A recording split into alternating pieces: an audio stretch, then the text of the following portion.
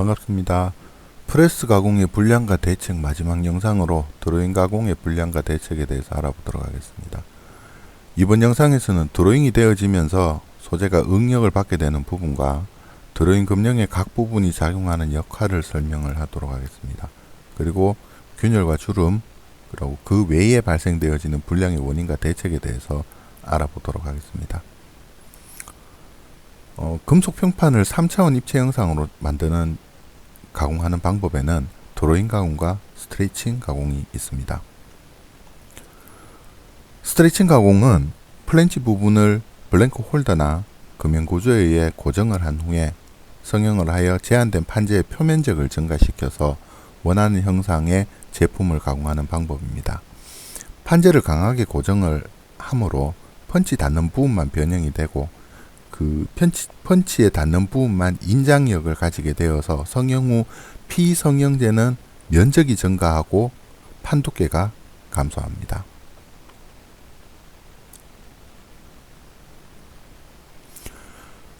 드로잉 가공은 판재를 고정하지 않고 펀치와 다이를 사용하여 다양한 형태의 용기를 만드는 가공법입니다. 좌측의 그림을 보시면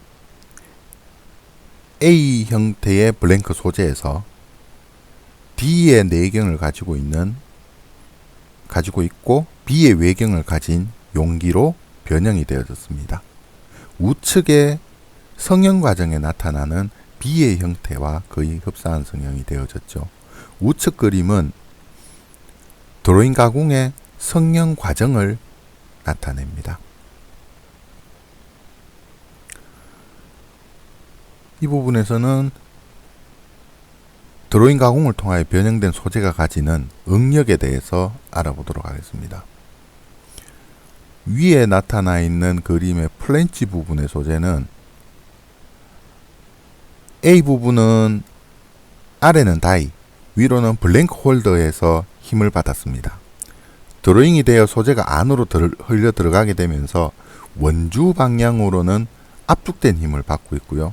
반경 방향, 즉 드로잉 되어지는 방향으로는 인장력이 생기면서 두께가 감소하고 원주 방향으로는 압축력이 발생해서 두께가 증가합니다. 벽 부분의 아랫부분의 벽 부분의 B 부분은 펀치가 밀고 내려감으로 인해서 아래쪽으로 인장력이 발생이 되어져서 바닥 부분이 얇고 가장자리 부분이 두껍게 됩니다. 여기에서 우선 드로잉 금형의 각 금형 부분에서 작용하는 역할에 대해서 먼저 알아보도록 하겠습니다. 지금 보시고 계시는 드로잉 금형은 PH5 로아의 1차 금형입니다. 여기에서 번호를 매겨보면요. 1번 죄송합니다.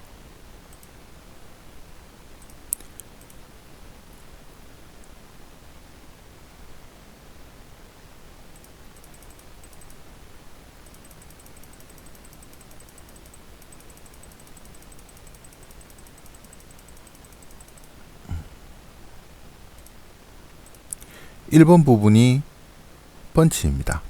그리고 펀치를 감싸면서 붙잡고 있는 2번 부분이 스트리퍼 겸 블랭크 홀더입니다.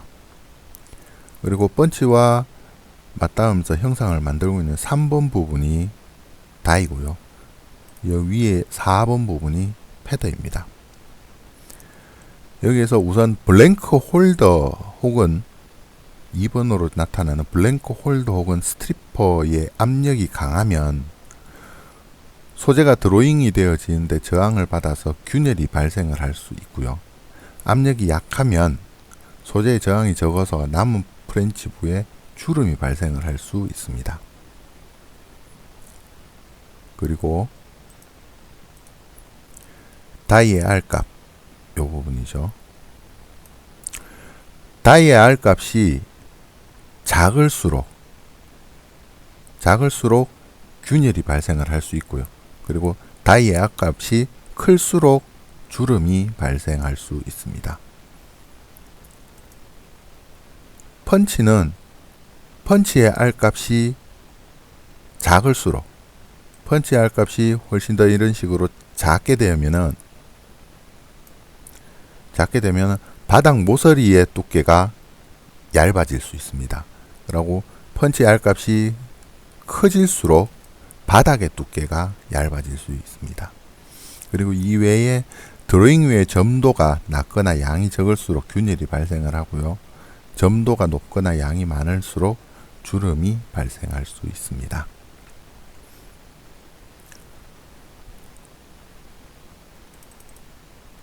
다시 교재로 돌아가서 제품의 성능에서 작용되어지는 힘을 살펴보겠습니다. 바닥의 모서리 부분은 안쪽에서는 압축력, 바깥쪽에서는 인장력이 작용합니다. 이 부분이 되겠습니다. 이 부분은 펀치에 의해서 모서리 부분이 밴딩이 되어졌다라고 보시면 맞을 겁니다. 그래서 안쪽으로는 소재가 압축되어지는 힘이 있고 바깥쪽으로는 소재가 이렇게 늘어나는 힘을 받고 있습니다. 이와 반대로 다이와 접해져 있는 부분은 바깥쪽이 안쪽으로 들어가는 압축력을 받고 있고요. 플랜치 윗부분이 바깥쪽으로 나가는 인장력을 받고 있습니다.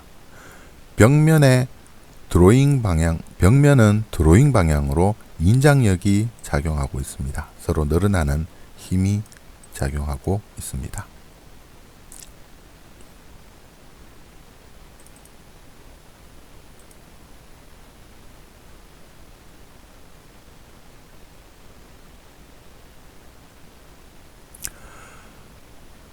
이 부분은 좀 전에 설명드렸던 펀치와 다이의 R값에 따르는 변형의 현상을 나타내고 있습니다.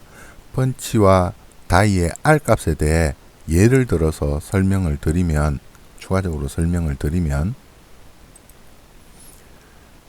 여기가 우리 MES 프로그램의 하우징 부품 치수를 관리하는 부분입니다. 여기 암전되어져 있는 이 두 품목을 보시면 AA의 4차 다이로 나와 있죠. 안쪽 내경은 이 두 품목이 서로 비슷합니다. 하지만 마지막 끝에 가서 내경 R값을 보시면 R값에서 거의 15% 정도의 차이를 보입니다. 이 두 다이 사이에서 나타나는 15%의 R값은 이 다이를 장착함으로써 생산되어지는 제품의 치수에도 차이가 날 수 있다고 보여집니다.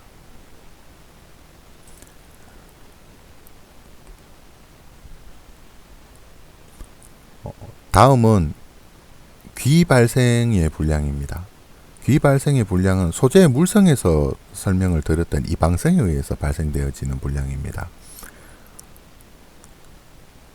다른 방향으로, 그러니까 연신율이 늘어나는 부분들이 평면성에서 다른 방향으로는 다른 값을 가지기 때문에 여기에 귀가 발생이 되어지는 부분도 있고요. 발생이 되어지지 않는 부분도 있어서 하단 부분이 우둘두둘한 형상으로, 요철이 생기는 형상으로 나타나질 수 있습니다.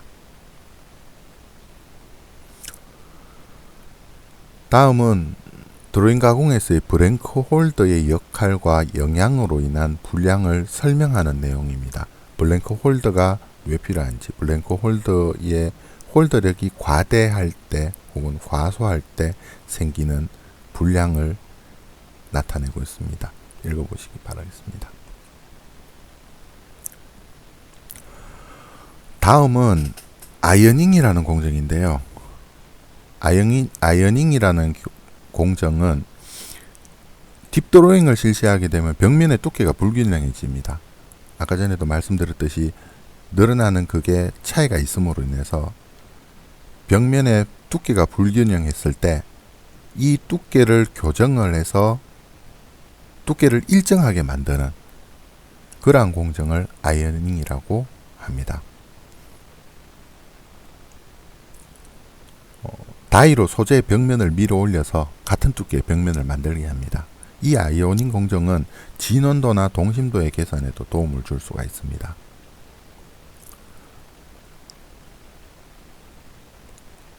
이후에 있는 내용은 스프링백과 고장력 강판의 문제점에 대해서 설명한 부분들입니다.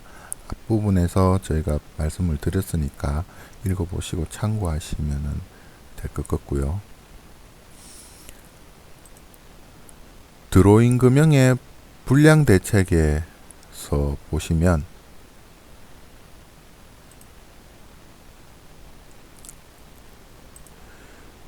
여기에서 나오는 내용은 아까 전에 제가 역할에 대해서 균열과 그리고 주름에 대해서 어떤 경우에는 주름이 생긴다, 어떤 경우에는 균열이 생긴다 라는 부분을 말씀을 드렸지 않습니까?